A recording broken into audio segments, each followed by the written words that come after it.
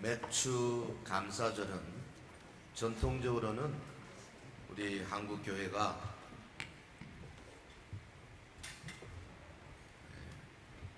봄에 보리 추수를 마치고 하나님 앞에 감사하는, 그래서 지금 이르러서는 이제 전반기 하나님께서 우리를 인도하시고 우리에게 베푸신 그 모든 은혜를 생각하며 감사하는 절기다, 그렇게 말할 수 있습니다.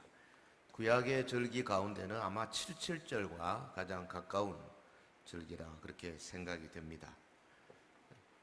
우리가 감사하는 거 많지만 가장 최고의 감사의 대상은 우리를 택하시고 우리를 믿게 하시고, 그래서 우리가 하나님의 자녀가 되고 구원받게 된 것이죠. 아멘. 우리의 구원이 이제 가까워왔어요. 종말이 가까워왔습니다. 이 시대만큼 정말 우리가 감사할 조건을 많이 갖춘 시대가 따로 없어요. 상황은 좀 어렵지요. 하지만 잘 생각해 보면 구약과 신약의 그 모든 말씀들이 이제 열매를 맺어가고 마지막 다 성취되는 것을 우리의 눈으로, 우리의 몸으로 직접 체험하는 그런 시대에 우리가 살고 있습니다. 얼마나 놀라운 일인지 모르겠어요.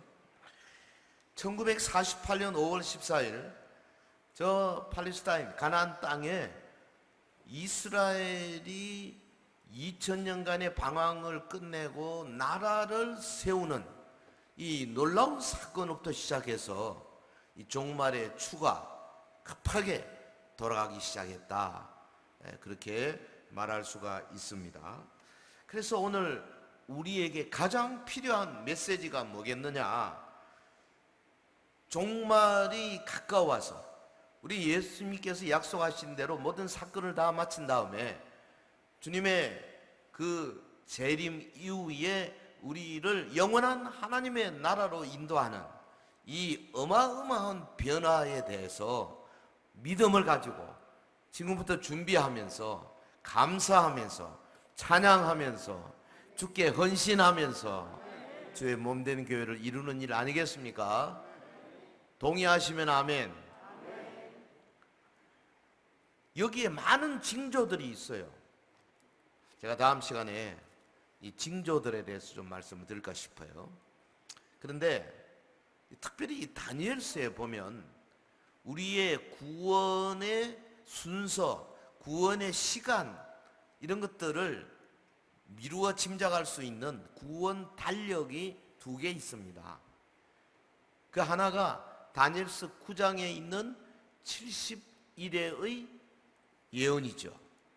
예를 들어서 아닥사스다 왕이 이스라엘 백성들에게 가서 예루살렘의 성벽을 다시 건축해라 명령을 내린 때부터 시작해서 7일의 후에 9일의 후에 다시 7일의 후에 느헤미야가 성벽을 완성했어요.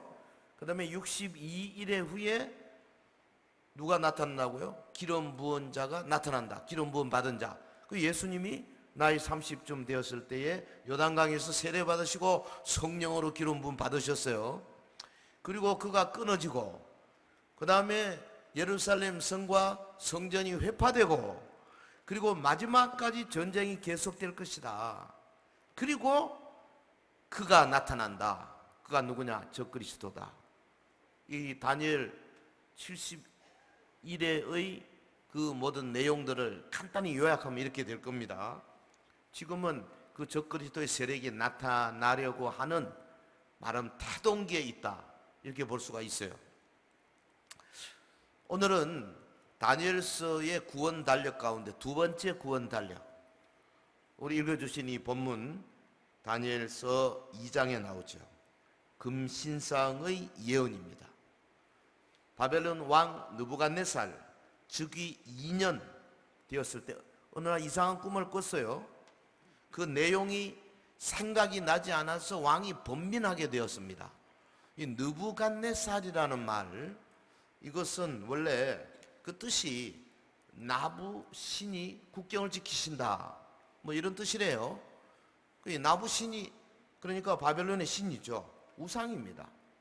명백한 마귀의 예표예요.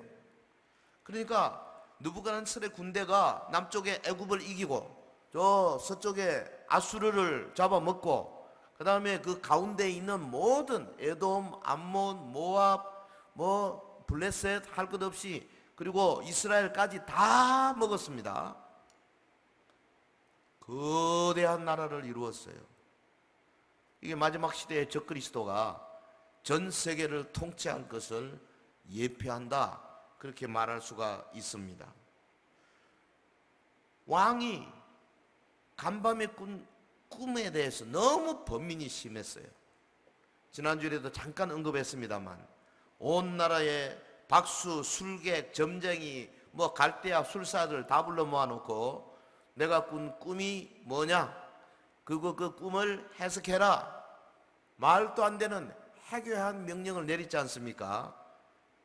그런데 놀랍게도 이 사건 배후에 하나님의 섭리가 있었기 때문에 하나님 앞에 절대적으로 헌신하고 간절하게 기도하는 이 다니엘 그리고 세 친구, 그 기도의 응답으로 하나님이 다니엘에게 왕이 뇌 속에서 꾼 꿈 정확하게 알게 하시고 그 꿈의 내용을 정확하게 해석할 수 있는 지혜를 준 거죠.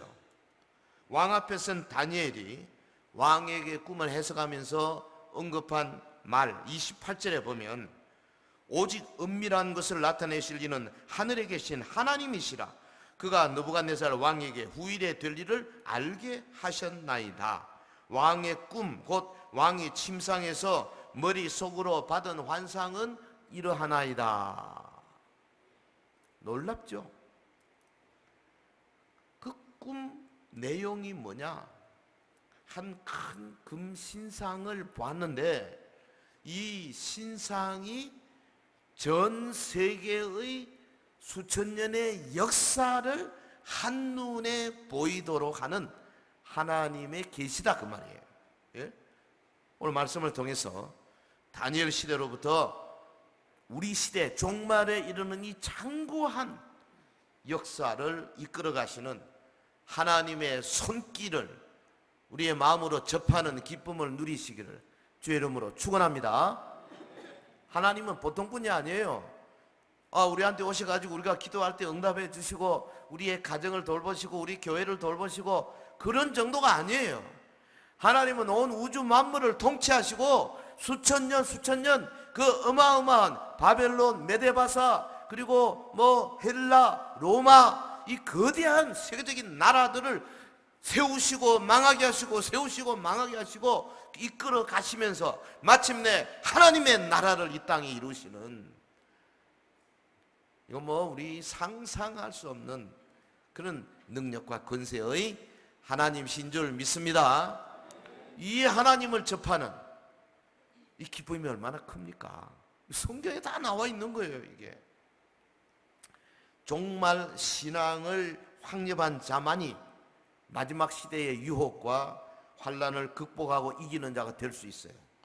여러분, 우리가 예수 그리스도 십자가, 보혈, 구속, 부활 대단히 중요합니다. 그러나 그 정도만 가지고 만약에 우리가 충분히 마지막까지 이길 수 있으면 주님이 이런 예언을 주실 필요도 없어요.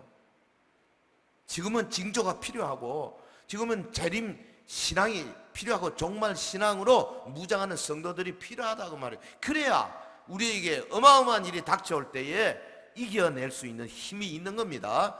할렐루야. 자, 첫 번째 봅시다. 꿈의 내용, 그리고 다니엘이 어떻게 해석했는가.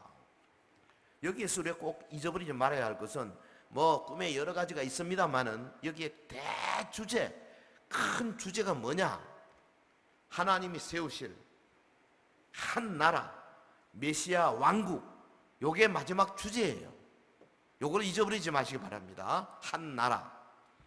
31절에서 33절 거기 보면 다니엘이 지금 느부갓네살 왕에게 이야기합니다. 왕이여, 왕이 한 큰 신상을 보셨나이다. 멋지죠?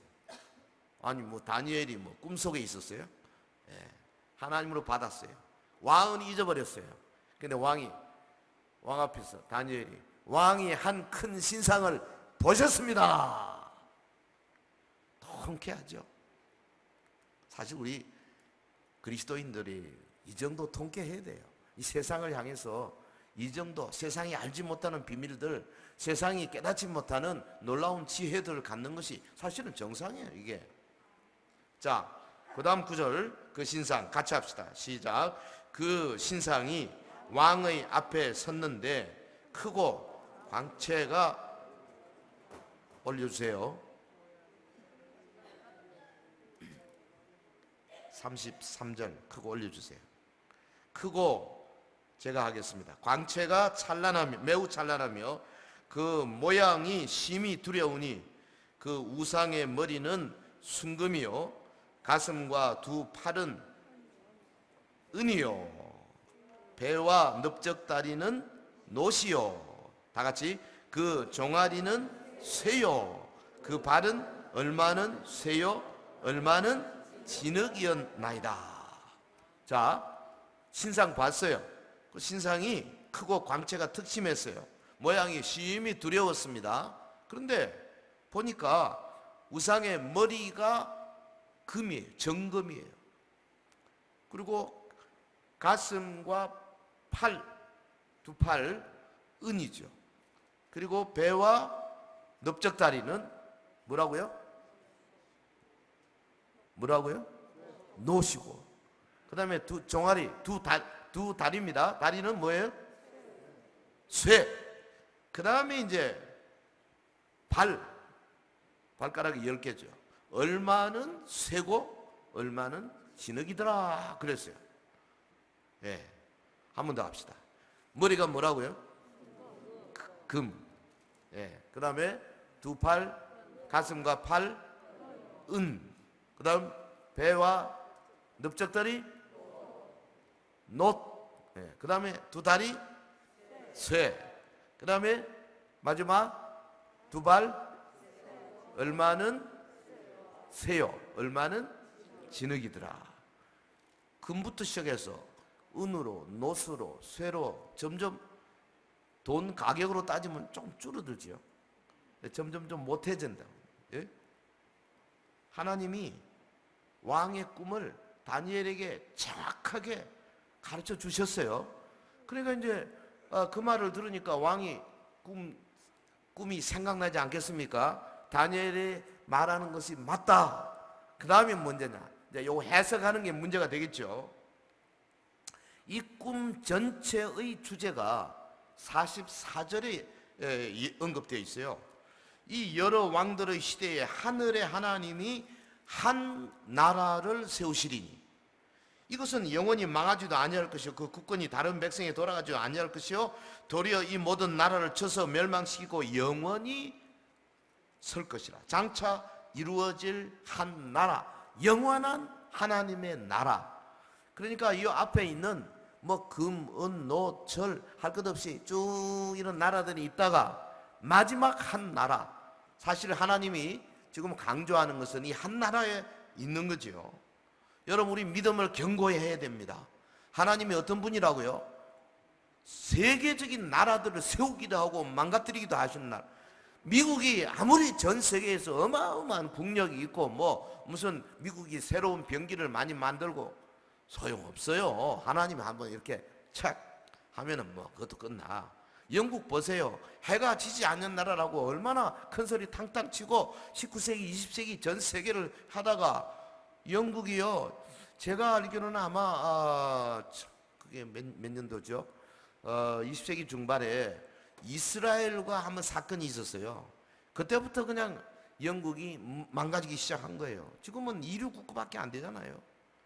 여러분, 소련 보십시오. 어마어마한 나라였죠. 그러다가 흩어져 버리고, 러시아는요 1년 뭐 총 생산량이 우리하고 비슷해요. 지금 원자 핵무기가 워낙 많아가지고 큰 소리 치죠.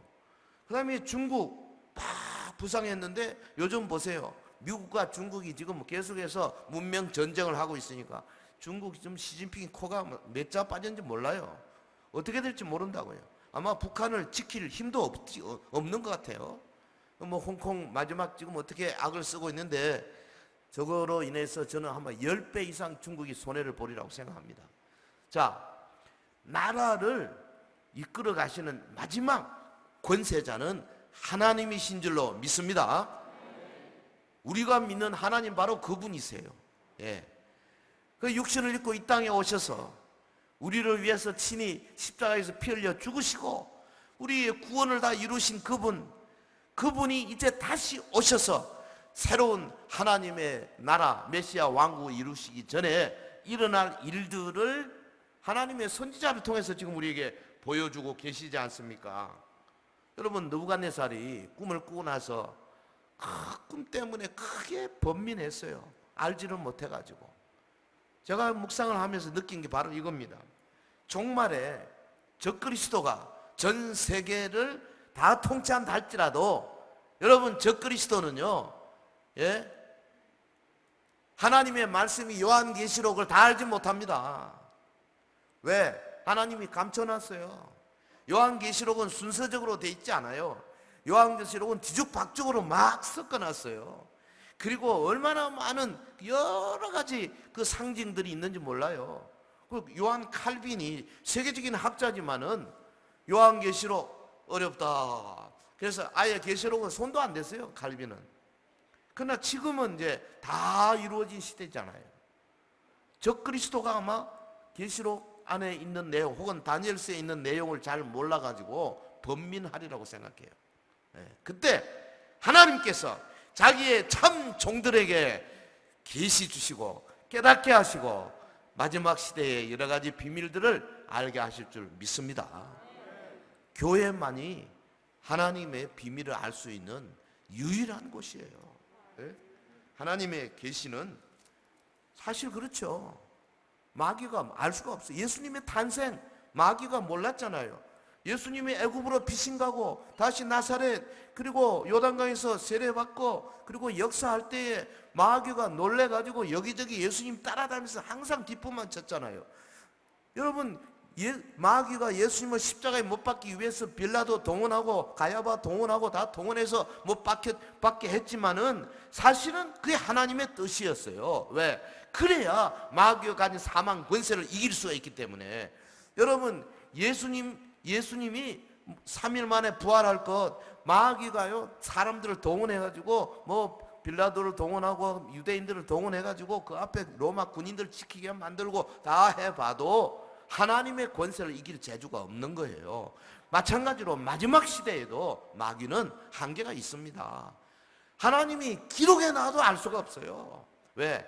계시 속에 하나님의 비밀이 들어있기 때문에. 그렇죠. 할렐루야. 우리가 이 비밀을 하나씩 알아가는 거 아니겠습니까? 이게 얼마나 놀랍습니까? 이 하나님을 믿고 의지하는 성도 되시기를 주의 이름으로 축원합니다. 자, 이제 두 번째, 그러면 이 역사 속의 금신상의 실제적인 비밀이 뭔가 다니엘이 해석한 것을 통해서 우리가 한번 살펴보겠습니다. 쉽게 말하면 바벨론, 메데바사, 헬라, 로마, 유럽, 요거 하나의 순서예요. 이게 한 큰 신상은 세상 나라의 권력을 상징하는데요, 이게 사람 모양이에요. 다시 말해 이게 인본주의예요. 여러분, 하나님의 가장 큰 무서운 적이 인본주의입니다. 교회는 절대 인본주의로 가면 안 돼요. 교회는 신본주의, 하나님 중심주의여야 합니다. 할렐루야. 민주주의가 좋지만은요, 민주주의의 약점 중에 하나는 자칫하면 인본주의로 빠질 수 있다는 데 있어요. 사람 중심이거든요. 언제나 예수님의 말씀 중심, 예수님의 계시 중심, 예수님께서 성경에 기록된 하나님의 말씀 중심으로 교회가 가야 할 줄로 믿습니다. 자, 신상 부위에 따라서 보면은 거기 금머리, 화면 줘보세요. 금머리는 바벨론, 바벨론 605년에서 500, 뭐 한 얼마입니까? 한 160년. 그 다음에 은, 가슴과 팔은 메데 바사. 요 메데라는 나라와 페르시아라는 나라가 연합입니다. 그래서 결국은 페르시아가 전체를 점령을 했죠.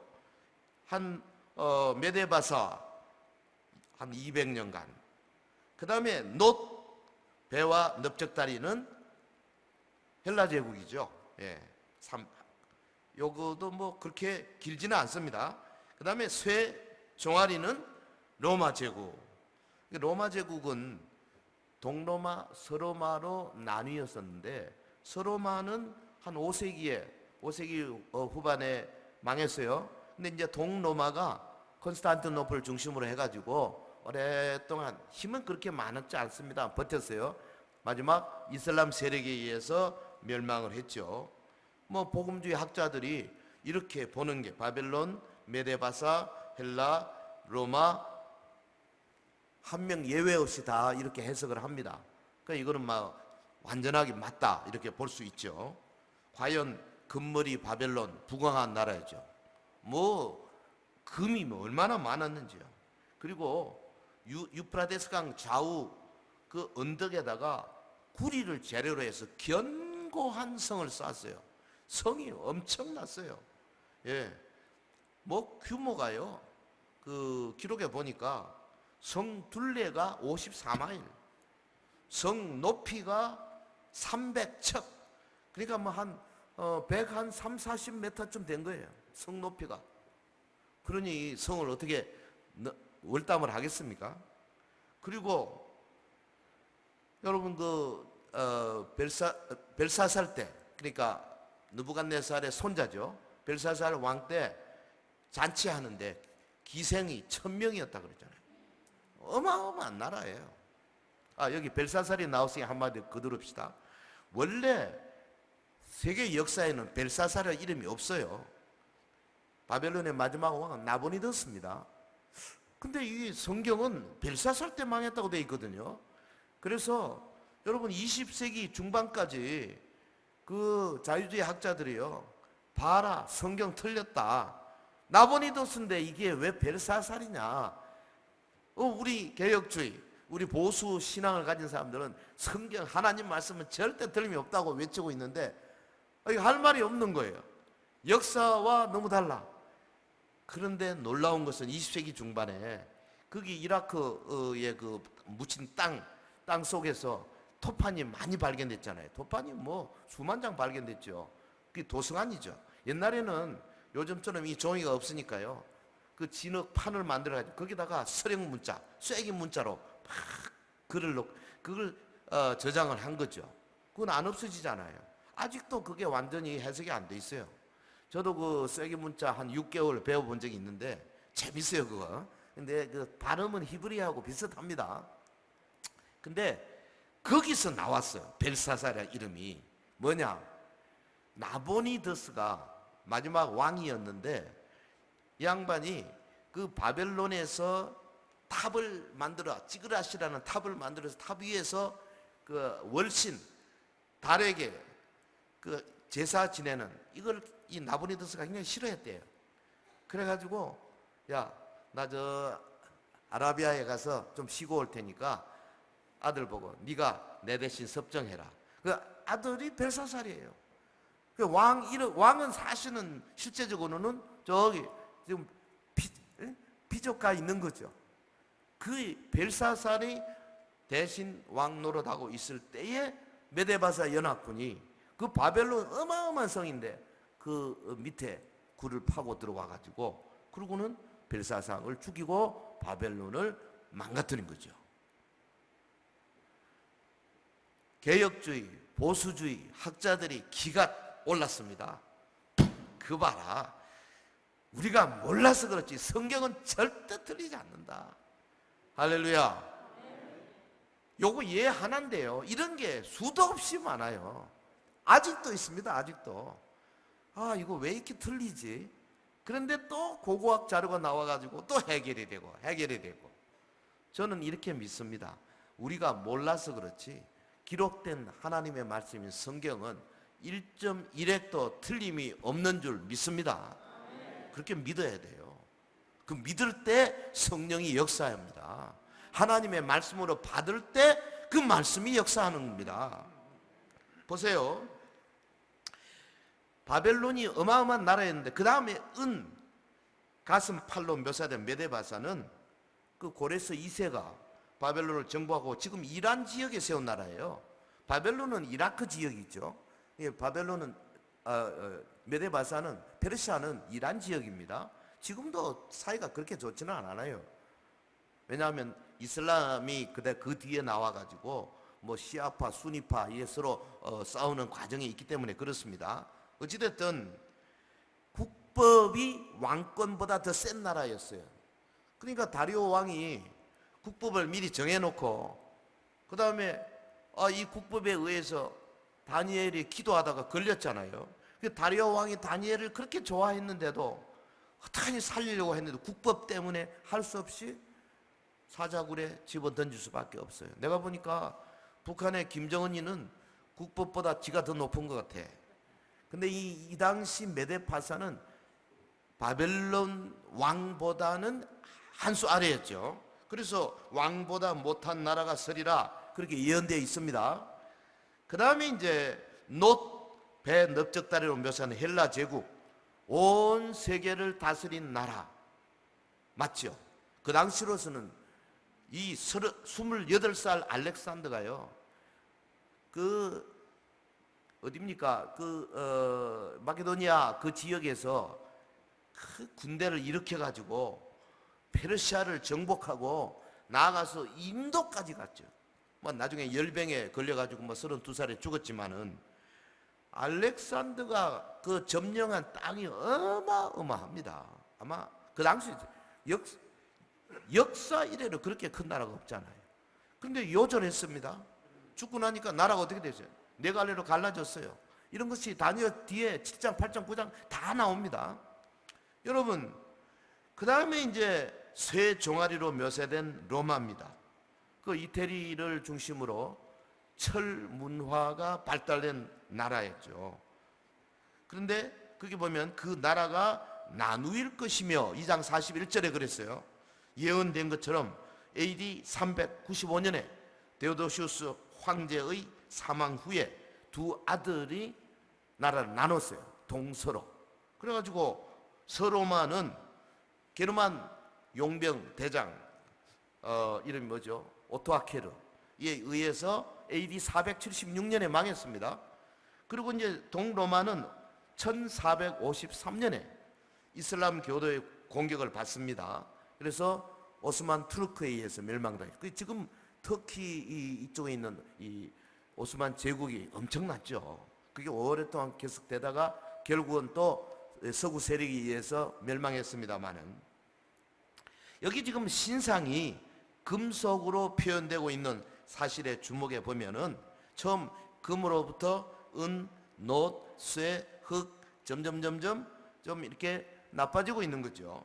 역사가 흐를수록 세상은 점점 더 타락되어 가는 것을 보여준다 이렇게 생각을 합니다. 근데 실제 역사를 살펴보면요, 바벨론은 금을 많이 사용했어요. 우상, 신당 다 금이었어요. 그리고 메데바사는 실제로 돈을 은으로 사용했어요. 여러분, 헬라는 무기를 제조하는데 노스를 그렇게 많이 사용했어요, 알렉산더가. 그리고 로마는 뭐 우리가 잘 알다시피 철문화잖아요. 모든 게 다 쇠예요. 다니엘에 의해서 지금 해석되고 있는 이것들이요, 다니엘이 지금 언제입니까? 바벨론 때 왕 앞에 서 있는 겁니다. 지금 자기가 본 적도 없는 나라들을 설명하면서 그 나라들이 주로 사용할 금속 문화까지 동원해서 설명하고 있는 거예요. 이게 성경이에요. 할렐루야. 성경은 정말로 놀라운 책입니다. 자유주의 신학자들은요, 그래서 이걸 안 믿습니다. 미래에 예언한 걸 믿지 않기 때문에 다니엘서를 다니엘이 안 썼다, 다니엘보다 수백 년 후에 어떤 사람이 썼다, 이렇게 이야기합니다.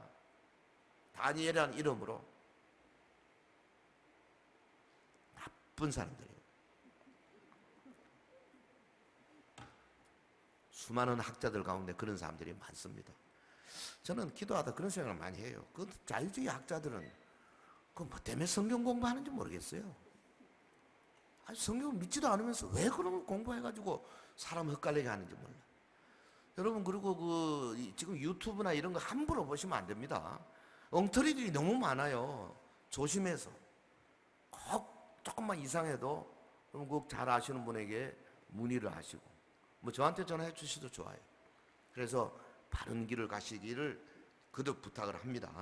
세상에서 이처럼 수백 년 후를 정확하게 예언하고 있는 책은 오직 성경 외에 있을 수 없는 거예요. 할렐루야. 그렇기 때문에 이 하나님의 말씀 깊고 오묘하며 한 말씀도 땅에 떨어지지 않은 영원한 진리의 말씀, 이 말씀을 우리가 배우고 공부하고 암송하고 읽고, 그 천독 대행진 지금도 계속하고 계시던데, 예? 또 보니까 오늘 주보에 보면 우리 강권사님도 이름도 올려 있고 또 우리 양장도 이름도 올려 있고 그렇대요. 성경 많이 읽으시고 설교 말씀도 한 번 듣지 마시고 두 번, 세 번, 좀 유튜브도 나오고 교회에도 나오잖아요. 교회 보니까 별로 많이 듣지를 않고 있더라고요. 제 설교라서 그런가? 제가 따로 유튜브 올리는 거는 꽤 많이 듣고 있습니다. 그리고 페이스북에도 올리고 또 블로그에도 올리고 그렇습니다. 페이스북과 블로그에는 설교 전문을 다 같이 올리고 있습니다. 여러분, 말씀에 더 깊이 들어가서 하나님 말씀과 함께 친구가 되시기를 주의 이름으로 축원합니다. 자, 이제 10발가락의 비밀이 남아 있습니다. 10발가락의 비밀. 발의 국가.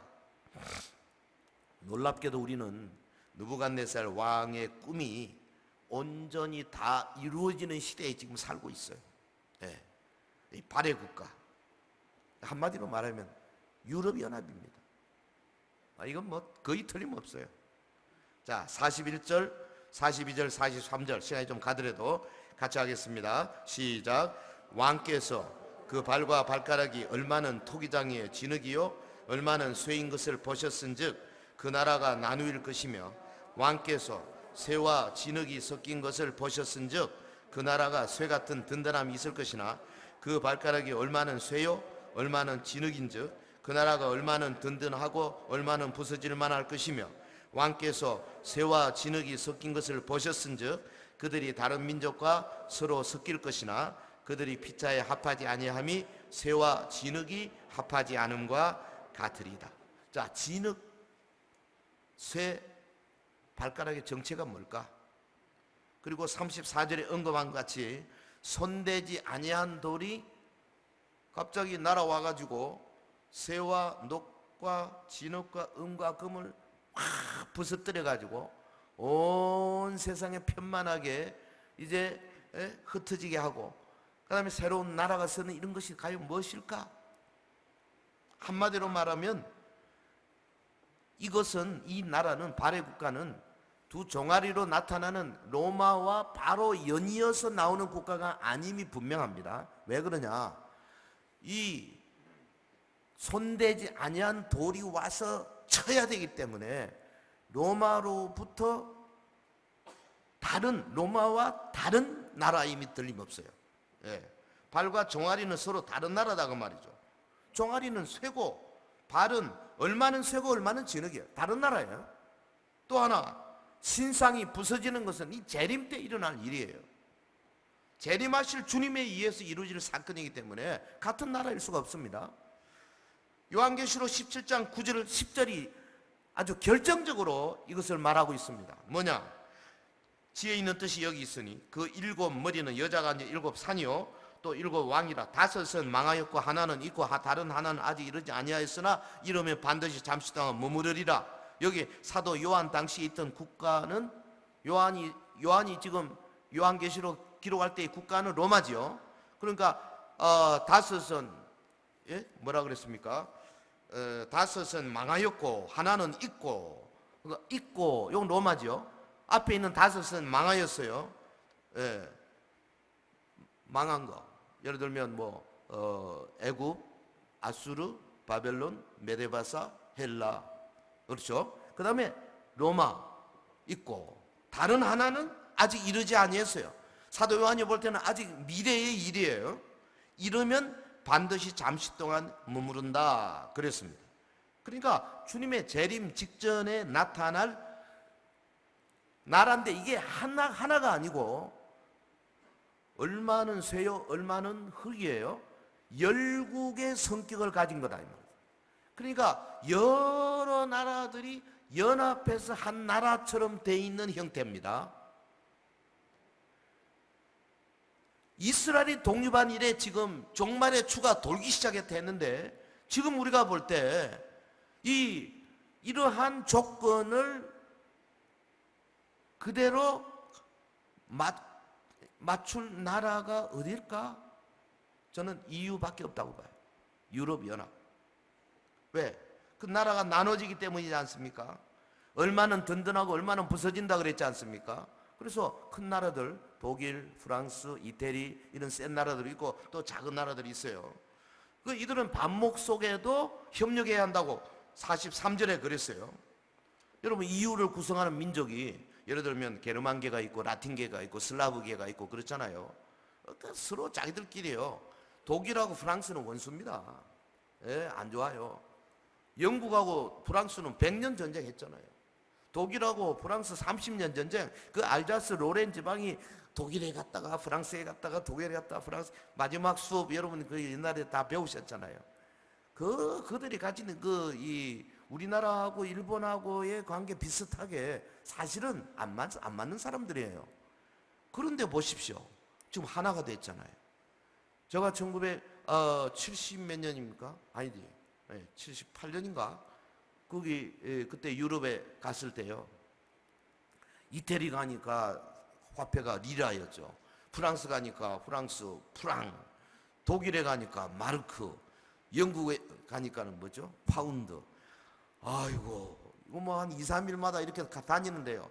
돈 바꾼다고 정신이 없어가지고 이게 지금 어떻게 되나? 비율이 어떻게 되나? 그랬었는데 지난번에 가보니까요.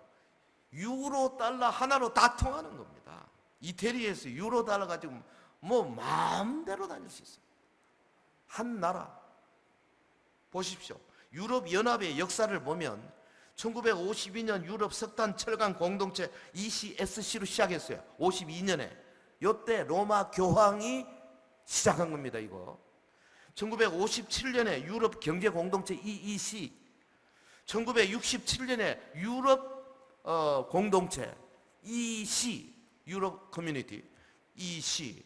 그때 제가 그때 아마 언제냐? 제 고등학교 다닐 때 같은데. EC.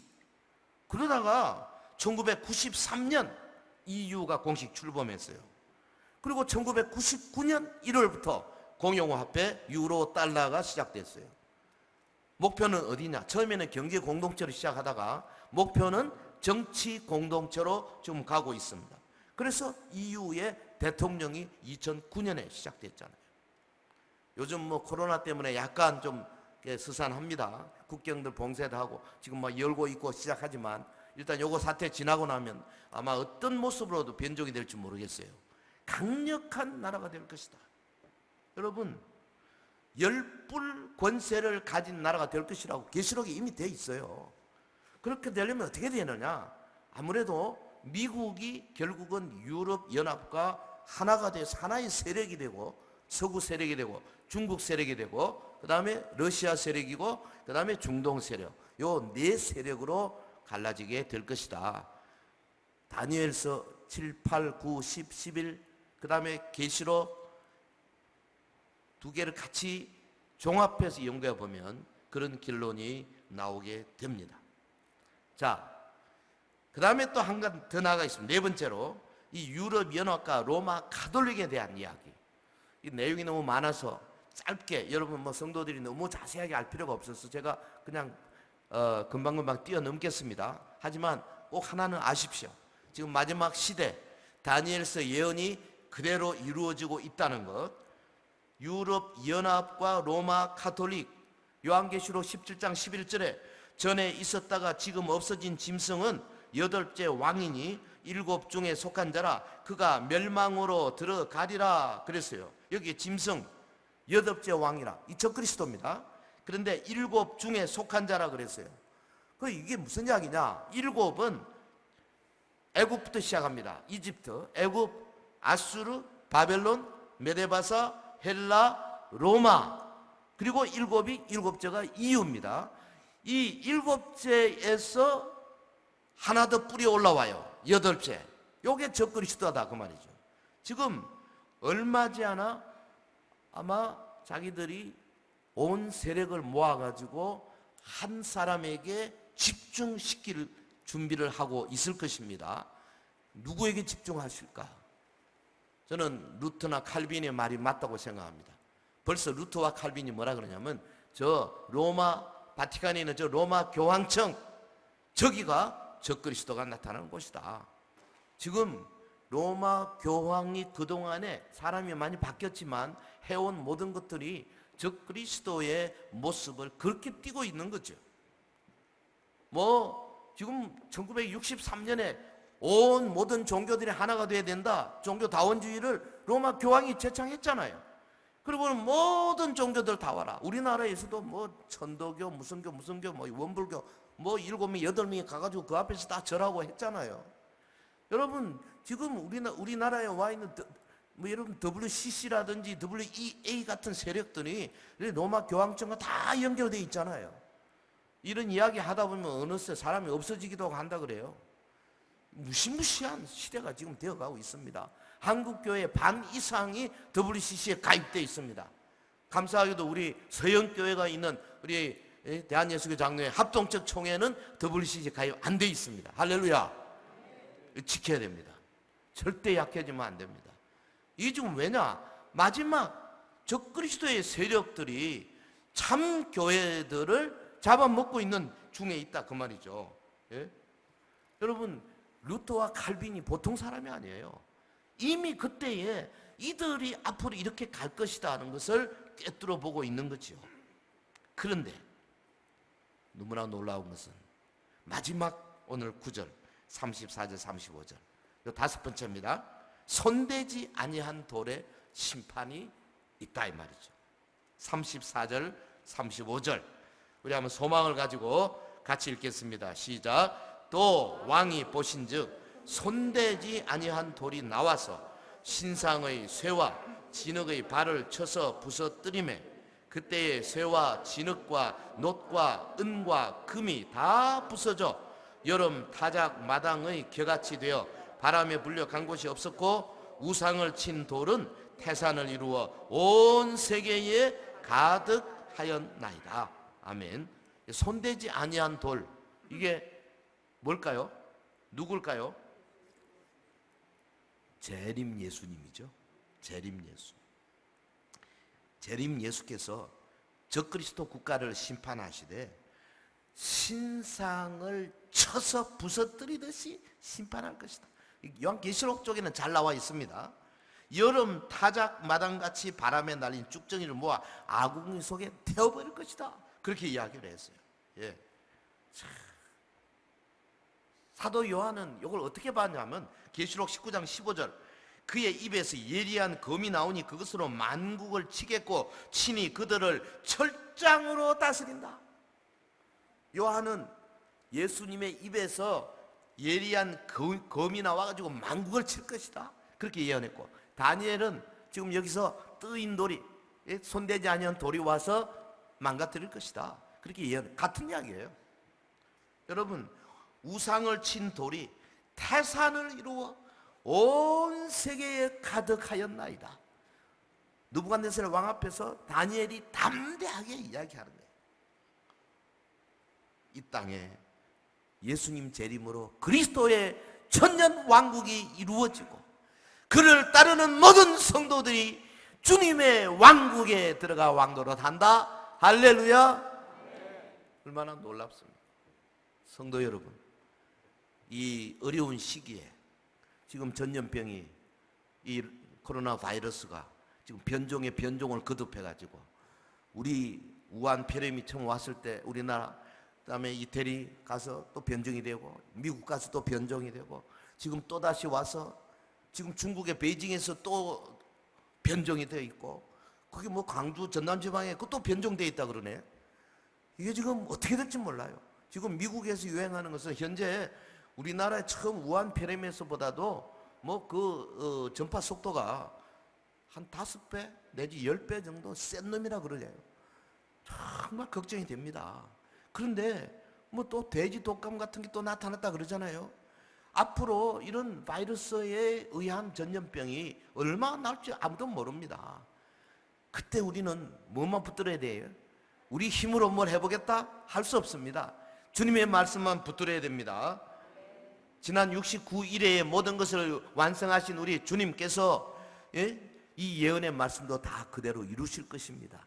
온 천지에 모든 세상 나라를 다 없이 하시고 하나님께서 세우신 메시아, 그가 왕국을 이루실 그때에 저와 여러분이 호련히 변화한 거룩한 몸이 되어서 함께 참여하게 될 것입니다. 우리 서연의 모든 성도들 한 사람 예외 없이 다 휴거하여 하나님 앞에 영광을 돌리는 그날을 바라보고 지금 어려울 때도 믿음을 가지고 재림 소망을 가지고 한 걸음 한 걸음 달려가시는 저와 여러분 되시기를 예수 이름으로 축원합니다. 축원합니다. 기도하겠습니다.